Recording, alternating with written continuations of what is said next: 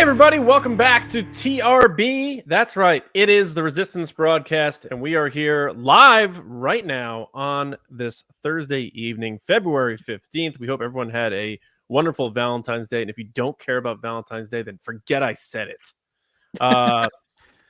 So here's where the fun begins, to quote Han Solo, as we talk about Star Wars news. We're going to get into all of the latest, including the big topic of the night, which is everyone's favorites, or at least one of their favorites, Samuel L. Jackson, campaigning for a return of Mace Windu. And you can't blame him and you can't hate him, because it's hard to hate Samuel L. Jackson. But we'll get into our thoughts on that and whether we think that will happen, and also his comments and a lot of other stuff. But before we do, I want to say hello to James and Lacey. How you guys doing?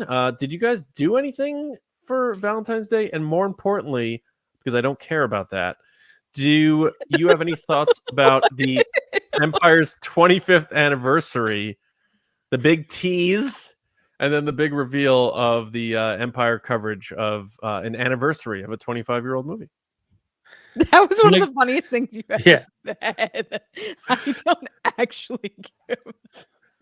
I'm going to go through them quick. We went up to the place that we do every year traditionally. The other thing I wanted to ask is, when does Han Solo say, "Here's where the fun begins"? Is that not famously Anakin that says that? Oh, funny you should mention that. So the very first Star Wars movie, when they're evading the Star Destroyers, Han Solo says, "Here's where the fun begins." And then in Revenge of the Sith, probably as a little, "Hey, remember that?" Anakin says, "This is where the fun begins." And then everybody gave Hayden Christensen that quote forever. Yeah, I don't remember Han ever saying it. So if we ever did, I blew it, but if we ever did "Who Are You" again, that would have been a nice, like, gotcha. Oh, yeah. As for the Phantom Menace 20th, well, actually, it was sort of all of them. They sort of did 25 years of prequels. Right. There wasn't a whole lot, I don't think. We might talk a little bit about some of the stuff. Obviously, the title of our thing is more about Mace Windu, but I don't know. Lacey, did you think there was anything really big or take away? I don't feel like I learned much. It's a lot of stuff I already knew. First of all, I was right. That's what that little teaser was. You're welcome. Second of all, that's what I said. I said it was going to be. Someone in the comments said, someone in Twitter said, I don't want to take your heat. I'm going to give it right back to you, but I have to say this. Someone on Twitter was like, and they tagged me. They said, "Johnny Hoey nailed it, and he's always wrong with predictions." And I was like, all right. John, you were the person that was like, absolutely not. That's called nagging. That's so dumb. Why would they do this? I think I said it wouldn't surprise me, but it would be so stupid if that's what it was. I don't think anything necessarily. I haven't read through everything yet. I'm sure there's going to be bits and pieces that I really enjoy. I think the thing that stuck out to me is the thing that stuck out to everybody, which is that beautiful photo of Hayden Christensen that goes to the shadow of Vader.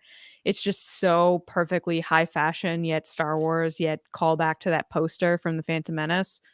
I really, really enjoyed it. And I am loving every bit of Hayden Christensen getting his moment now, because he totally deserves it. I think he's a prime example of people that get treated terribly in the spotlight. And so the fact that he's getting time now to be himself and enjoy the process, and not to mention, he's got the craziest lightsaber skills of really any of the actors. Like, he never stopped doing lightsaber things. Yeah.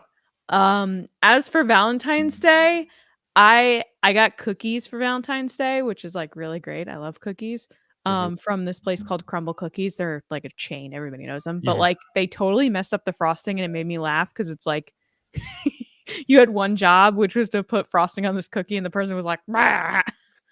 And then the other thing I did is I did a stupid game with my husband where we asked each other questions. It was like one of those like card game boxes, which so far my track record with these kinds of games is one breakup and then this with my husband. So I was like, well, let's see how this goes. So, okay. Oh, wow. No.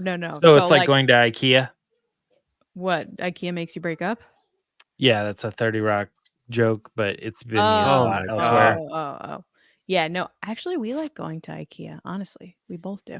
Like No, the ultimate test for couples is if you can make it through IKEA, then you can your relationship can. Oh, I guess we're good then. Yeah, no, this was an old boyfriend in college. Like we played that game, and I guess he found out stuff he didn't like and dumped me. So anyway, I risked it, and I was like, "Yeah, this could be fun." And what we found is the questions were kind of lame. They were like, "If you had a restaurant, what would you call it? If you were mermaids, what would you do in the ocean?" And you're like, "How is this?" If you could cheat on your spouse for one night, Yeah. like out of nowhere, just I like think immediate like tension. all it taught me, honestly, is that I know Matt very well, which I should, but like I really know him. And he was caught off guard by how well I answered these questions very quickly. I also realized that we both really like Steve Carell. Like they have these ones that you're supposed to match and like say an answer at the same time. And we're like, who's your favorite celebrity? And we're like, Steve Carell. So, but it was fun. It was a good time. Nice. Went on Very a bit of a tangent. It was fun. Love for all. You could- mentioned that Anakin picture really quick. I want to say the other picture that I really like is Ian on the globe of electricity. Oh yeah, that was really cool. That was very witty, clever that they did that. I thought it was neat. Yeah, I just cooked up some steaks and mashed potatoes, and that's our tradition usually. Don't you do that every year, or do you do Yeah. that for? Yeah. Yep, came out Felt good this good. year. Felt good about it. As far as the 25th thing, yeah, I did think there was no need to tease that. I think you saw what happened. People were expecting Obi-Wan season 2. Mhm. And then they just put out the Empire just announces the Fantastic Four cast with that photo. They didn't tease that as far as I know. So it's just like you don't need like there was no need. Jeff to was tease right that. again, though. He announced that full cast like months ago. Yeah, Like last summer, he named every person on that cast. yeah. Who did you say? Jeff Schneider. Oh, The thing about the like I saw people online getting a little feathers ruffled about that Ian McDiarmid might not know about Palpatine's cloning plans and stuff, and it's he like says all that in the It's not thing. his job. it's like the dude's an 80-year-old actor who showed up to set and delivered lines. Like he's not gonna know this stuff. Like it doesn't mean he doesn't care about doing the job. He did a great job coming back as Palpatine. It's like people need to like remember that. It's like when people go up to actors and they're like, I can't believe you killed him. And it's like, well, I was playing a role. And like the Home Alone mom, Catherine Right, O'Hara, yeah. love her. She's like, yeah, people come up to me and they're like, I can't believe you left Kevin at home twice. And she's like, well, I'm an actor and that was a movie. I think Please my walk away from favorite, me. my favorite example of that was when I worked for Comic-Cons and they had a big X-Files anniversary panel. Oh, no. And David Duchovny was on stage, and some guy got up, and I'll never forget this. It was so funny to me. He got up and he was like, in episode 38 on season whatever, I don't know what that's the real numbers. He's like, you did a black and white episode, and when you walked into the kitchen, you grabbed the chair. And I really just wanted to know, like, what were you thinking when you grabbed that chair?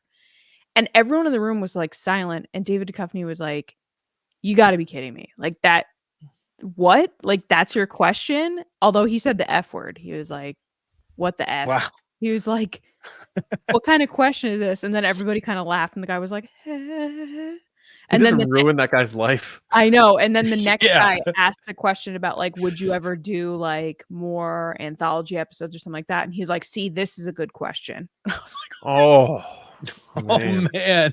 Were they let me ask Back. you this real quick because I mean X-Files extra miles, but was it a fan asking it or was it like a media member? fan Oh, in the audience. bad I job, was like, Duchovny. what were you Bad job. thinking? And he was like, kind of, his voice was kind of shaking, so you knew the guy was nervous. So he was Duchovny's just, probably like, I was he was thinking like, about why women. would you ask this question? He was like, what? But it Is wasn't it even still- like oh, a in this big emotional moment where you're thinking. It was like when you grabbed this chair. I remember that so vividly. Crazy. Yeah. All right. So thank you to everybody who is joining us live. We are not doing Ask the Resistance tonight because we have a segment that we usually do on the Monday show that we're doing live because it is fun to bring that up live because then you can put your answers in the chat and see if you agree with us and you can argue with each other and have a fun time doing that. So super chats are available though. So if you do want to support us that way, we will read that on the show and react to your comments there. But time to kick things off with that segment, and it is Will of the Force, and Lacey's going to run through it this time. I fear nothing, for all is as the Force wills it. Oh my goodness, I never do this segment. This is You could have it. So I'm going to read what the lovely John wrote here, which is, Lovely. you know it. You hopefully love it. It is our segment, Will of the Force. We pitch questions and guess whether something will or will not happen in Star Wars. In addition to our questions, I don't know why I said P. TRB patrons. It's the we pitch. You read the wrong line. TRB patron supporters can make it on the show by submitting their questions for the segment, just like Daniel Ball said. What up, Daniel? He's a commander, and he asked this question. Will the reported Lando movie take place before or after the events of Solo? James? After. I think that is fairly certain to me. The only thing that there's one thing that leads me all, if you guys say it, but I think that most of the time when they're doing these like stories, even if they take place at random times, they're going to do the first one and then the second one right after. And then if there's a third one, it'll be right after. I can't think of any movie franchise that has continually gone one back every time or anything weird like that. Mm-hmm. So I think definitely after. John? After, yeah. I think that it makes just way more sense for that to be the case. And then you could incorporate, Han, Chewie, Kira, and follow up some of those threads and maybe stick Lando right in the middle of it. What if Lando is sort of the linchpin to the war that happens between the syndicates? You can get sort of that follow-up that people have been looking for, that John Kasdan wrote the treatments for. Center it around Lando, who's not tied to any of them. And we've seen Lando work with Empire when he needed to, work with Rebels when he needed to. That could be an interesting thing to do. So I say 100% after, for every reason possible. Interesting takes. I'm going to say the opposite. I don't think it will take place before Solo, because when they originally announced this series, that's what we're which is saying. Yeah, I know. You're saying it's taking place after Solo. Yes. Yes. Yeah. I'm saying I don't think so. I'm saying the opposite. It will take place Okay. before Solo. Because when they announced the series, they showed the Millennium Falcon when it was all pretty and wonderful and not messed up.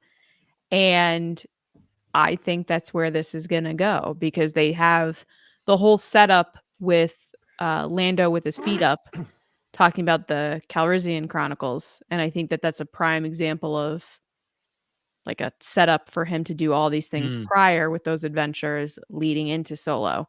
And then you don't have the pressure of having Alden and Kira and all those kind of things that you need to tie up.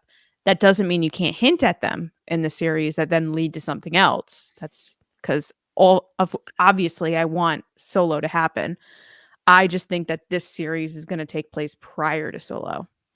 So the Millennium Falcon was my thing. I was like, that he could have the Millennium Falcon if they did it earlier. But it's funny that you mentioned Kira. They can have Kira in it because Kira knows Lando. That's how they met. They can. I mean, that's how she took him to Lando, because they had already met. Yeah, they can. I'm saying they don't need to. If they do everything prior, they don't have to have her in it. So there's no pressure to get her or Alden or anyone else, because they can just do it in advance of everything at different locations and for his chronicles or whatever it is. He's like, I think he's on chapter 5 in his thing. So he could talk about whatever situations he's in, and then it could focus more on like him kind of swindling people and how he got to the point that you meet him in Solo, where he's like this very well-known sportsman that like everybody's aware of what he's doing. All right. Let us know in the chat what you guys think. Next up is a question from us. not patrons, which is, will you be seeing The Phantom Menace when it returns in theaters this May? Now, if you guys haven't gotten a chance, definitely check out on YouTube and our social channels like Instagram and TikTok. John put up a video about his experience seeing The Phantom Menace in 1999. It was really cool. Check it out. Let me know what you think. Let us know what you think. But I'm going to start with John now. John, will you be seeing it again with your buddies, reenacting that day in I don't May? any of them anymore, and they know why. Wait, what? I'm kidding. I feel actually. No, I was gonna say no. I went and saw the Phantom Menace when it came back with George Lucas's 3D thing he started doing before he sold the company in 2012. So I was gonna say no, but I'm starting to think that I may give this a shot and have that be Johnny's first movie. Taking Oh my God, he's gonna love it. That is such a good little kid one. That Yeah. was my favorite in the prequels when I was growing up too. Like it was because it came out right after Titanic, right? 1999. Yeah. It was like Yeah, about Yeah, 2 such two a years. fun Yeah. experience. Yeah. Yeah, so I'm gonna say leaning towards yes, but not definitively. Okay. James.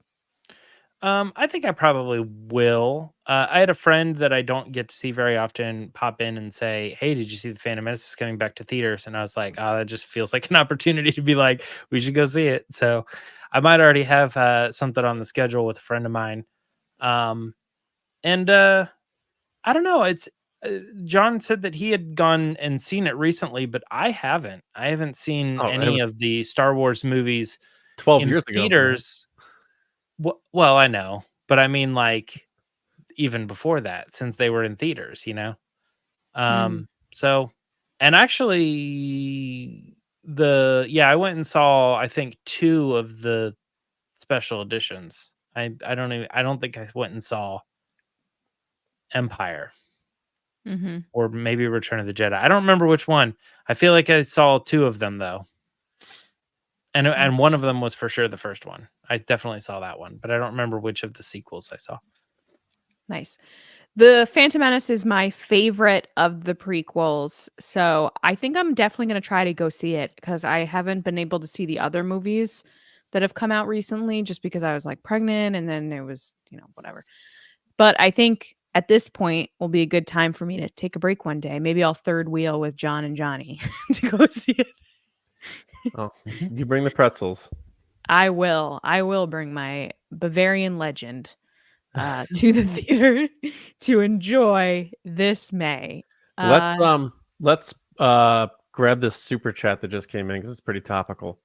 Totally. So of course it wouldn't be an episode without Freezy. There he is. Yo. Freezy 2324. Thank you so much for the super chat. He said, if George Lucas knew how much better received the prequel would eventually become years later, do you think he would still would have sold Star Wars? I'm going to kick this off with, I don't think George would if he had time. If George had the time to go back in time, if he had the chance, he would not sell Star Wars. That's what I think. What do you guys I think you're Jump in. probably right. Yeah. I think in general, I think we've sort of come to the understanding that the reason he sold it was because a lot of the movies he had worked on were not received well, including Indiana Jones 4. And he was just like, you know what? If you guys don't want to see my movies, then fine.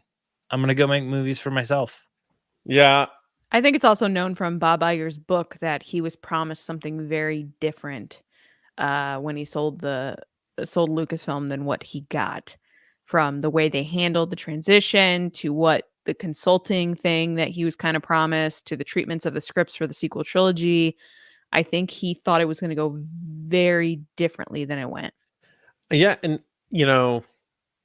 people talk about, presidential popularity and how that changes over time. And like, Jimmy Carter is looked at more favorably now and than he was when he was president. And like the same thing with George Lucas. If you go back to when he sold it, I don't think George Lucas was all that popular with Star Wars fans at that point. After the prequels, and the prequels were very maligned. And I know like people are trying to revise history, but there's documented interviews and footage of even Ewan McGregor saying like, yeah, I was in the bad ones, You know, like I'm glad he's come around because the fans have come around, but even the actors, Natalie Portman, they weren't happy with how those movies turned out at the time. So I do think George Lucas probably regrets selling it. I think he wishes he finished his story at least with his idea for sequels. Mm-hmm. And everything you hear from people who talk to people who still have, an ear to close to George Lucas is he's not all that thrilled with the things that they've made.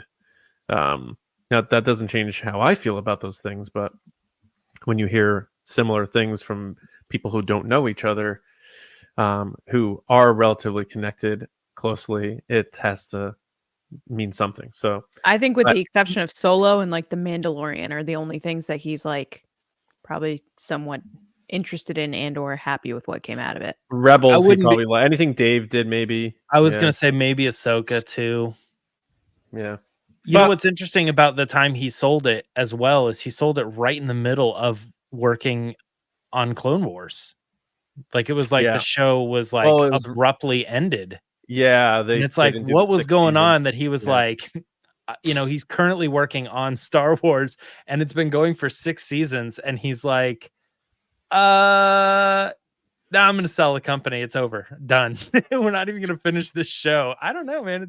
It's a strange thing that it kind of happened when it did in retrospect. Well, Freezy, we hope you enjoyed our answers. Thank you for the super chat. Now we're going to get back to, if my mouse will click, Will of the Force. You need a new mouse. I really do. Oh, there we go. Thank you so much. It's live. All right. So next we have a Patreon submission from our general, Joltin Jedi DiMaggio. What up, man? He said, we could see a Disney Plus show or movie showing, or could we see a Disney Plus show or movie showing The Path? Possibly the Mando Grogu movie or Ahsoka season 2. And who would you want to see in it? I'd love to see Ventress and Voss. Thanks. So I'm going to switch this up a little bit, and it's, will we see a Disney Plus show or movie showing The Path? And will it have some Ventress of those characters and Voss? Or yeah. Starting with you, John. No, we will not. The Path will be expanded upon in a comic book series, and it will feature Quinlan Voss. Right. And a very niche group of fans are going to go bananas over that. And I think it'll be cool to see Quinlan Voss, but I think they're shying away from Disney Plus series going forward, less something very narrow focused like this. So I'm going to say no to this specific question. Right. James? This question came up and it made me feel bad because I have not finished the storyline, watch the videos, or know exactly what happens in Jedi Survivor. But I think that if you're ever going to see The Path, my understanding of maybe where that story goes is that he may be involved in that to some degree. I could be wrong on that, and people who know are like, yes or no. I don't know. I think that's the case, but it could be the case, I think, maybe timeline-wise. So it'd be nice to see Cameron do his character and this be part of that story, and then you can bring in some of these characters, maybe Ventress, maybe Voss, around that storyline that's somewhere in that Obi-Wan world. Or era, you know what I mean? Yeah. I think that could be cool, but I need to finish Jedi Survivor. JJD, what up, man? I don't think that they will. I think that was kind of like a subplot to a bigger series. I agree with John that it could be a book or a comic series. I don't know if they'll take the time to invest in a movie or TV series, especially since what we've seen in the past 6 to 8 months is them reworking the whole schedule with the Mandalorian movie and everything. Their priorities are trying to do stuff that everybody relates to and everybody's interested in, even the casual fan that might be like just into Baby Yoda. So I can't see them being like, yeah, let's dedicate it to The Path, because the common question would be like, what is The Path? What are you talking about? I think it's cool to see, but I don't think that will happen. And so our last question for Will of the Force this time is, will Lucasfilm bring Mace Windu back from the dead and reveal he survived the events of Revenge of the Sith? We're going to give a one-word answer. James. No. John. Nope. And I'm going to say no as well, because not to be a bummer, but I just feel like they're bringing everybody back, and his death was so important. So Bringing it back. we'll get into that in a second. But that's it for Will of the Force, and now we're going to head into Resistance Report. All right, guys, let's go. It's the Resistance.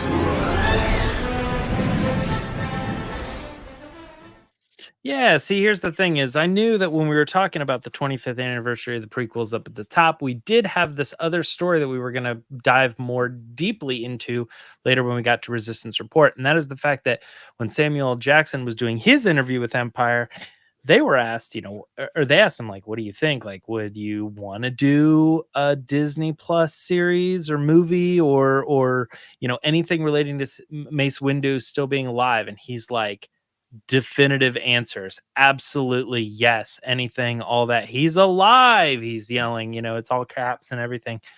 It's funny. I was making the thumbnail for this, and we had almost this exact like title and thumbnail and everything, this whole discussion like 2 years ago.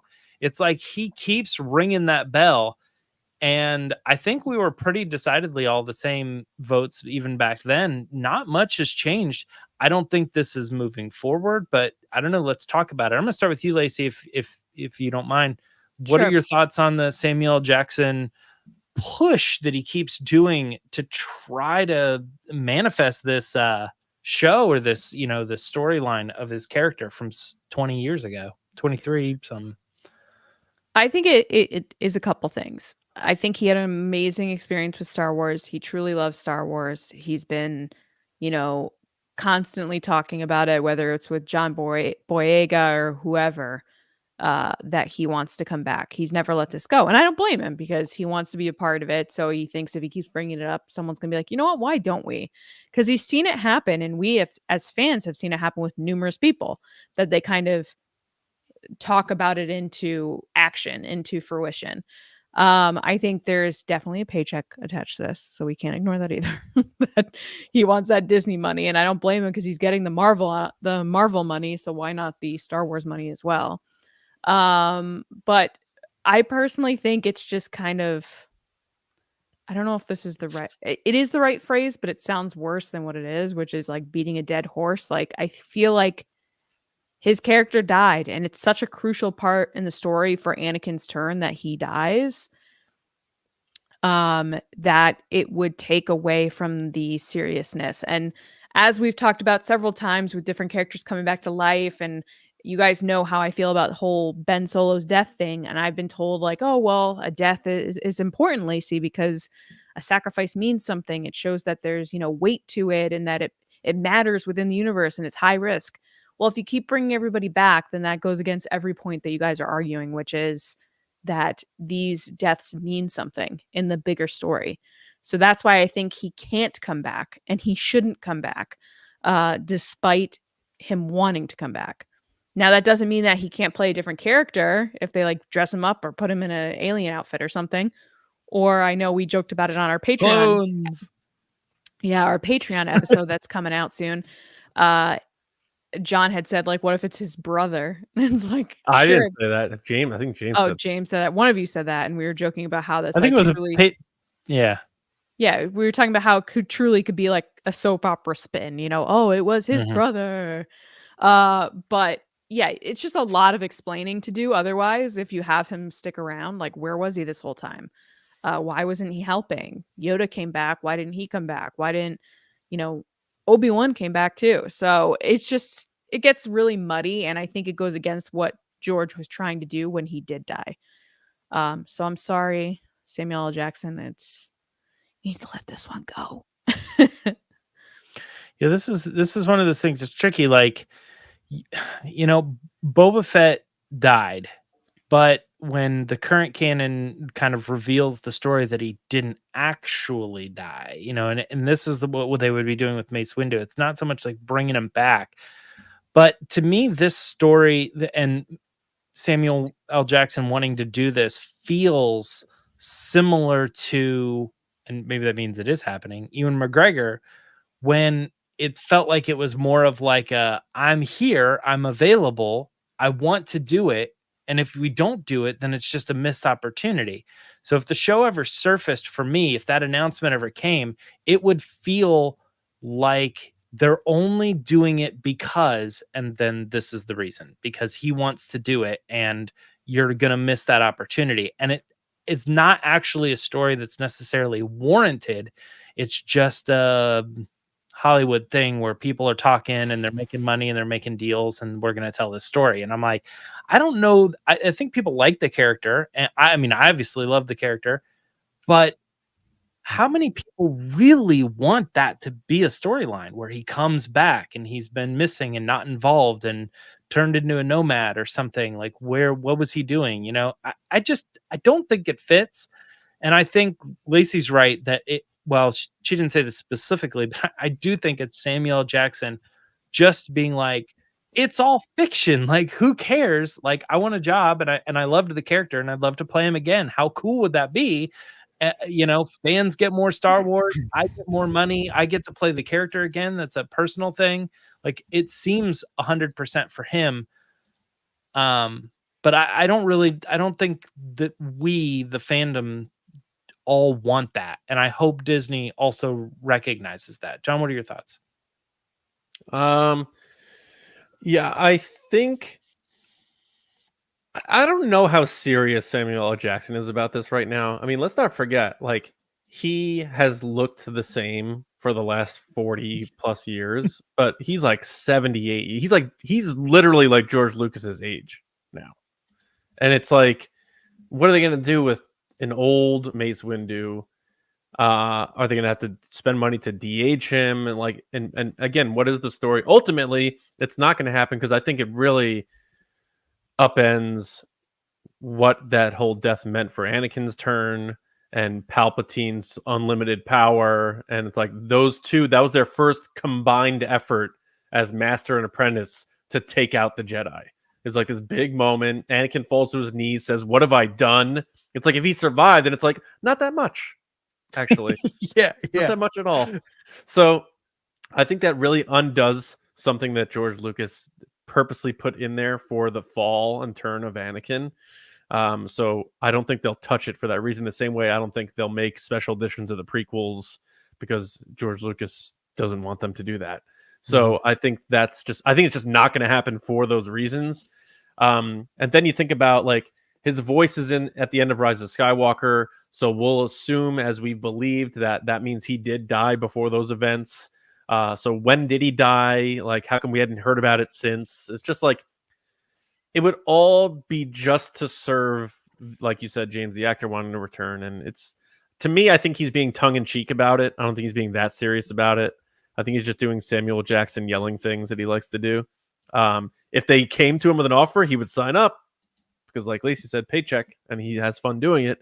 But I think this is a nothing story, and I would be shocked if this happened. And honestly, I'll be dramatic about it. I'll go as far as to say, if they did this would be Star Wars jumping the shark.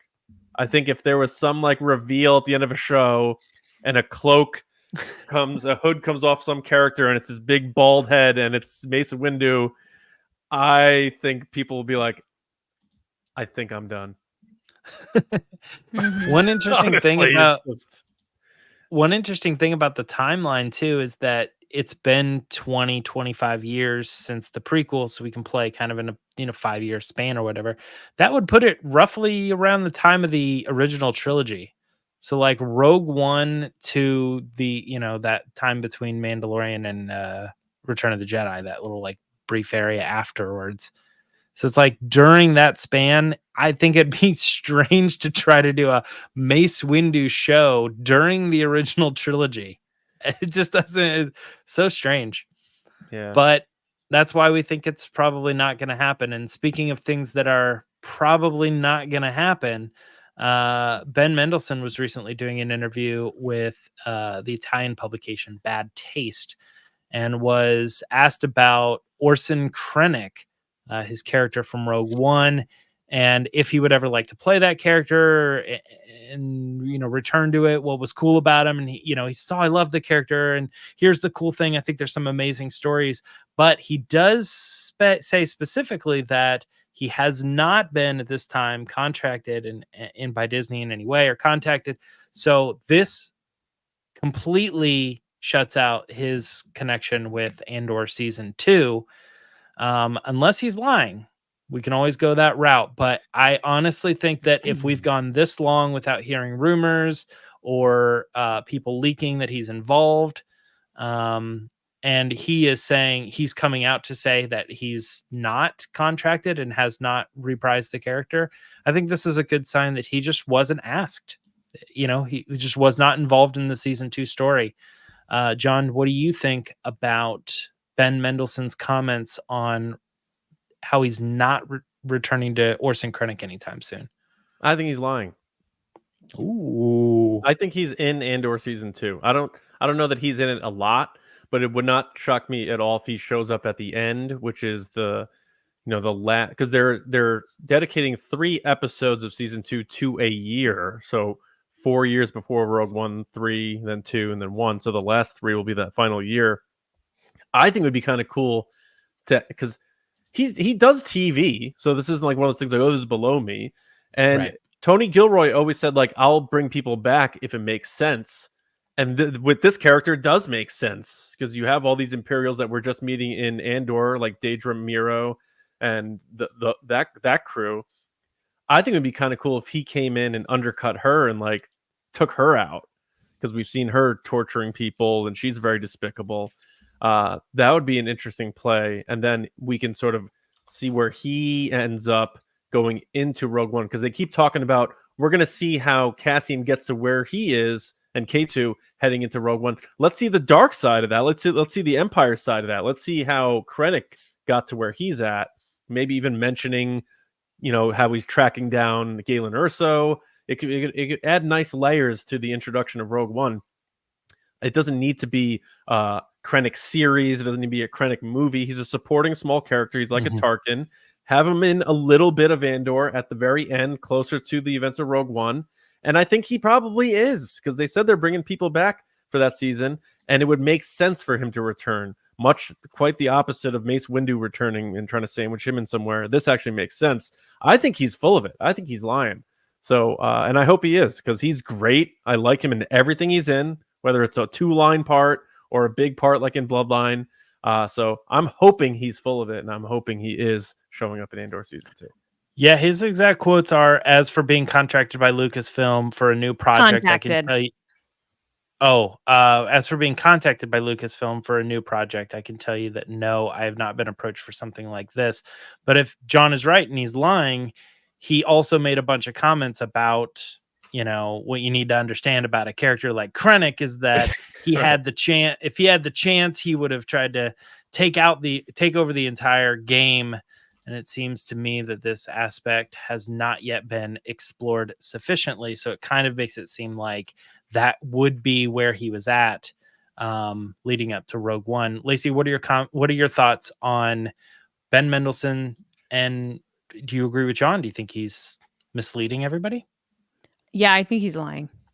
I think that he's not doing it in a malicious way or to make people feel bad. I think he's doing it because he's signed an NDA and he can't tell the truth. And instead of playing this like, I don't know game, he's trying to just be like, no, because they're trying to save the surprise.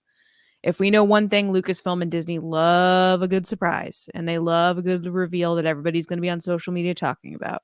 So I would guess that he probably is in it. We've seen Liam Neeson terribly lie on live television about being a part of it. We've seen online Hayden Christensen clips from interviews where he said that it was hard for him to lie about being in Ahsoka and keeping it to himself, and like having to dance around it in interviews, and even people from Lucasfilm publication, PR team being like, yeah, Hayden felt so bad about that. Like, he felt so bad not telling the truth. So to me, that says that they're just saying, hey, say no, and that's it. Don't talk about this. And it doesn't matter if you lie or not. I think as soon as Liam Neeson lied, it opened up the door to everyone else to blatantly lie. I think up until then, all the actors were kind of dancing around it, and they were like, "Oh, I don't know, I would love to do that." I mean, Ewan did that before. Ewan did, but if you go back and watch his interviews, he never says no. Like, he never blatantly goes, "No, absolutely." Like, I'm not a part of that, which is what Liam Neeson did. Yeah. And then he did that, and then Lars Mikkelsen was like, "No, no, of course not." And then he was. So I think it's just off the table that a no means no. And I'm going to say that it makes total sense in the story that he comes back, and it would be a total missed opportunity, using the wise words of Mark Hamill, #missed opportunity, to not have Krennic back, leading into what is supposed to be right up to Rogue One. Yeah, they gotta, like, if he's in it and they're waiting for this big surprise reveal, like, stop doing that. Like, I love Ben Mendelsohn, and I think it'd be awesome to see him. I think it'd be even cooler if you told me he was coming back and was allowed to be on the press tour, right? Because you probably get more people watching it, and yeah, he'll get to talk about the character, and you can flesh that out. Remember when he showed up? What was it? That whatever that celebration was, where he was all decked out in his gear and he was flying. He wore the cape. Yeah. Like, I think it'd be a wasted opportunity in terms of the reveal if they waited for in show and then they're like, "Here he is," and be like, "Okay, like, you could have just told us. We could have went on this ride with him." Yeah, so I agree. I hope they're changing the turning the tide a bit on everything has to be so protected, because let us in a little bit so that we can enjoy the build up with you, and you don't have to like you were saying, Lucasfilm PR people don't have to make up these stories to cover it, and like the actors don't have to cover it, and we could all just have a good time with it, and it still doesn't ruin anything. Mm-hmm. Yeah, his comment is interesting too. Like, and I hate to dissect something, but if we're going to look at it, he does say, as for being contacted by Lucasfilm for a new project, meaning like, right, he can almost sort of like believe his own lie, because he says, as of today, Lucasfilm has not contacted me for a new project. Yeah, because he's already done filming. He hasn't. Yeah, he hasn't. He's already done filming the project that Lucasfilm contacted him about. I should. Yeah. So I don't know, guys. I hope that he's in it. I mean, part of me thinks that they could pull it off without him being there, because when you watch Rogue One, it feels like that's first Andor's ever hearing about the Death Star, and Krennic, I don't even know if he was like looking for this character Andor. I just think maybe that's the first time they've ever interacted. I've been wondering, what are midi? We're not doing S Resistance, but I accidentally clicked it. I think that they could do the show without him, and it wouldn't be terrible. But then it's like, why not? And I don't know. Anyway, let's talk about our last story. It is about the Mandalorian and Grogu potentially starting production in June. And the reason we say potentially is because it is a story by Collider, so it's not like necessarily an official thing, but sources close to the project say that the movie is going to start their production in the coming months, starting in June. And so I think I'm going to bounce right back at Lacey for this one. Any thoughts on the Mandalorian Grogu starting by June? My thoughts are, this is probably true. Wouldn't surprise me. They're trying to get out ahead of... Wait, no, I take that back. Rewind. It's kind of determined with Pedro Pascal's schedule, because he just announced his whole Marvel Mr. Fantastic, and that's coming out in 2025. So I would assume that Disney's got priorities, and their priorities are, you need to get that one done first, and then The Mandalorian and Grogu. Now, I'm going to be honest, they probably heard this before that announcement, and that probably was the case. And I could see them reworking that and not having him do that to do Marvel instead. And that's the problem, is that Pedro Pascal is so booked and busy that they have to fit it perfectly. But this isn't coming out until 2026, so they have time. Whereas the Marvel one's coming out next year. Imagine being Pedro Pascal's agent, and every actor is like, "Can you be my agent, please?" Seriously, he's got what? Last of Us, Marvel, Star Wars. He's booked a got Chris rom-com Pratt's recently. agent. No, he just booked a rom-com with what's his name? I'm blanking right now. David Schwimmer. Not Chris Pratt, the other one. Captain America. Not Chris Pine either. Steve Buscemi. No, the other Chris. What's his name? I'm blanking. Oh my god, whatever. Captain America. So it's him, not Chris Hemsworth, and Dakota Johnson. So they're doing a rom-com. So that's another thing that he booked. Evans, yes. So like, yeah, he's just got a line of work to do. So yeah, I don't see it starting in June. Sorry, guys. I love that Pedro Pascal is acting in every show and movie in production today except The Mandalorian. I think he will, though, because this is. I feel like such a jilted lover. We just want you to be on our show. Yeah. I mean, what do you guys think? My original thing was yes, of course, but then I just remembered that yesterday this announcement came out. Go ahead, James.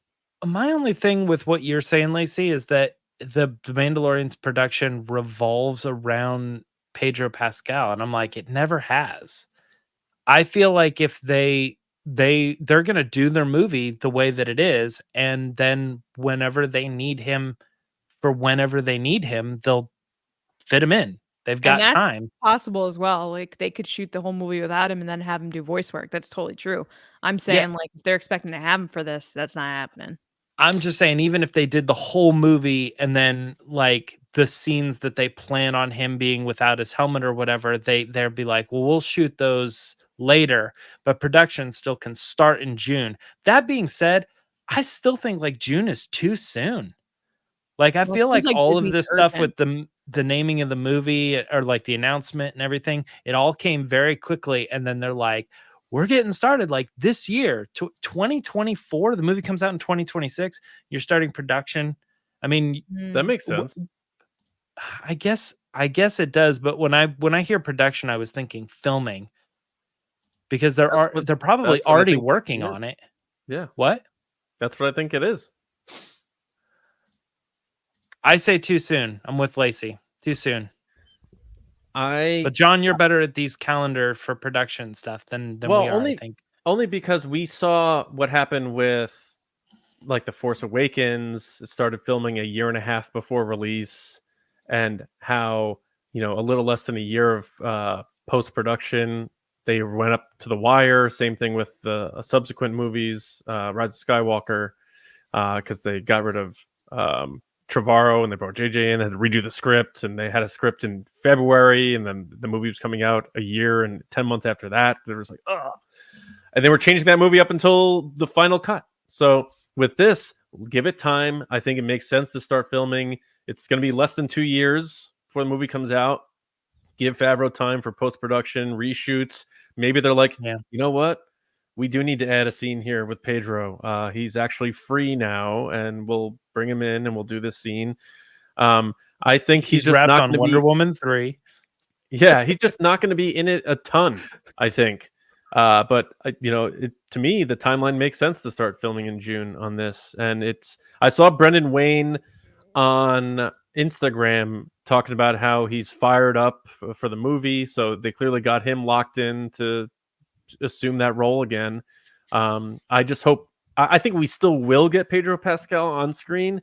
It just maybe for that big final moment, sort of how we got at the end of season 1 of The Mandalorian. My only thing is, if they do this big bad movie and it makes a lot of money and it's critically received and fans love it, how do you go back to doing a Manhattan Beach volume filmed season after that. So I think this has to be the end of The Mandalorian. So if the movie is filming starting in June, I think there's no more season 4. I think this is it. I think And season 4 was done the moment they announced this movie. Everyone kept saying it was happening, and I'm sitting there going, "No way." yeah, No way. I think like the Lando thing, they're not converting things, but they're like, stop dead in your tracks. We're reworking the future of this story to a movie, and that's what's happening with Mandalorian. So I think this if this is legit, I'm happy about it because once they start filming a Star Wars movie, that's when I start feeling really excited. So Right. Yeah.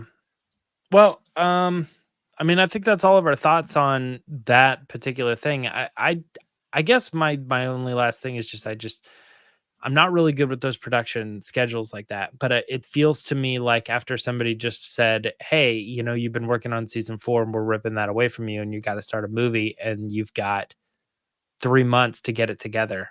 You know, it feels a little. Oh, and by the way, you were probably planning on including Carl Weathers. He's not even in it anymore. You know, Oh, that Super it's Bowl ad that he was in was so yeah. sad to watch. yeah, But I don't know. Just and to clarify, because I saw a comment come across too. It's like too soon, and I mean, too soon to start filming it. I want it to come sooner. You know, I don't think not. it's too soon to start filming. I think it's right on. Yeah. All right. 'Cause, Well, like, that's gonna be it for Resistance Report. But we do have a couple super chats. Is that right? We do. So first up, we have Matt Lawless. Thank you so much for the super chat. He said, "Hey TRB, random thought. What if the Mando Grogu movie is mostly telling their origin stories? That's how we could see prequel cameos." So what do you guys think? I'm going to start with John. John, what do you think about it being a prequel story to the series? I like that. I like the question, Matt, and thanks. Appreciate it. I don't think that would work because then you're separating these two, and what makes this story work is them two together and their bond. So if you do origin stories, then you have to do that sort of like, I don't know, what's a movie where two characters are like split up, like Sleepless in Seattle, where they're not really together at all, but you're seeing like this is how he was here and she was here. I'm on a rom com thing lately. I don't know what's happening, Yeah. but I'm enjoying it, but yeah. I think I've always liked rom-coms, and now I'm just open about it. I feel good about it. But I think these two need to be together, and it needs to be their bond growing, and we need to see the evolution of Grogu. We need to hear him speak. We need to see them going forward with this. I think we sort of got the backstories already. We saw how Din was adopted.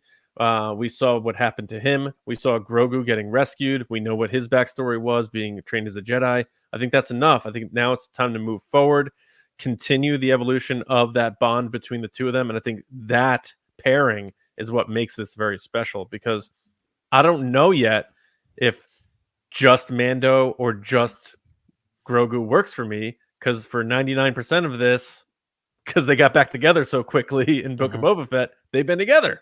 So Right. I don't think that's the way they should go, but it's a clever thought, and I like that you came up with that. Thanks, Matt. James? Matt, I think where your heart is at is that concept of, well, what if you didn't watch Mandalorian season 1, 2, or 3? What if you're not a Disney Plus subscriber? You need to be able to come into the story as if these are sort of new characters being introduced. So what if we go back when, you know, nobody knows at this time, nobody knew these characters, and we can all sort of get introduced to them again. But I think John is 100% right. I think that's the reason that it probably won't happen. But even to add to that too, the place that we suspect Grogu was in a bad, like, he wasn't doing anything. He was just getting passed around. And then if you cut over to Mandalorian, he goes back to being a really bad bounty hunter who like barely makes it through his missions, you know? It doesn't seem right. It seems like if the movie's called Mandalorian and Grogu, then it's about Mandalorian and Grogu not separated. Yeah, I agree with those statements. I just think that this is not going to be a prequel because they want people at the end of the day to go back and watch what they've already done. They don't want to be like, oh yeah, no, we're letting you off the hook. They want people to get hooked on the movie and then go back to see what it's all about. So I'm gonna say it's definitely after, especially because it's gonna then roll into other things like Ahsoka and the Dave Filoni movie, which now everybody's like, what movie is that? No, because it's different. But thank you for the question. Really appreciate it. Next up is nerdy_Seb. What up, man? He just says, hello, guys. Hope y'all are doing well. Thanks. We See are. this, Appreciate for it. this You emoji. He's too. got the hang loose emoji. Whoa. Mm-hmm. Thank you. And then we have David Ford. Hey, man, how's it going? This is his 10th super on a live stream. Thank you so much. This is his 10th super chat. He said, after my sister saw me on Mayfair Witches Season 1, Episode 6, she slapped me for taking part in a witch hunt. As Uncle George said, it's fun to be bad. Right. So actors being you. blamed for their characters. David. Well done, David. And that is it for the super chats. All right. Thank you to everybody for listening and watching and being a part of TRB. We appreciate it very much. If you're not subscribed to the show, find us. Just look up Resistance Broadcast in your favorite podcast app. Hit follow, whatever. It's free. And also, if it has a rating system, shoot us 5 stars. We appreciate that. And of course, the YouTube channel, youtube.com/@the-resistance-broadcast. And Patreon. We said at the top, if you're a patron, you get on the show. Will the Force style, and a lot of other stuff. We have exclusive episodes right on our Patreon page, additional podcasts all on there. Check it out. Tiers start at $5. Patreon.com/resistance broadcast. If you are listening and you're still listening this late in the show, that means you dig what we do here and you aren't a patron yet. Check it out at least. And maybe it's something that suits your fancy. We'll see. But a special thank you to our generals and spice runners on Patreon. Generals Carmelo, John Reese, Jetta Rosewater, Frank Grande, Nick Kratz, Chris Morales, Brian Smith, Matt Chitty, Danny Micromori, Brendan McLaughlin, Sneaky Zebra, Colin Cormier, Dave Hornack, and Joltin Jedi DiMaggio. And the spice runners, David Probus, Neil Shaw, Kendall Gellner, Andrew Staley, Jeremy Myers, and the Fort Worthian. And all of our patrons, all of our listeners, whoever you are, thank you so much for making this such a fun little corner of the galaxy. We appreciate it so much. For me, Johnny Hoey on social media and my movie podcast, Just Like the Movies. We're doing Rocky next. We'll tribute to Carl Weathers. James, how about you? You can find me on social media apps at Myra Trunks. And I guess I'll tell you about it on Monday. I'll remind you again. But Bad Batch is right around the corner, guys. And Bad Batch Reaction Show is returning. So, our social media reactions are out for episodes 1 through 8. We got those in advance. But be sure to see the full spoiler-filled review from me on episodes 1, 2, and 3 this Wednesday. Because they are going to air 3 episodes in the first day. And maybe even on the audio podcast apps, because I don't think we're putting out an episode next week. So, we'll talk right. about that. All right, Gilly, you're up.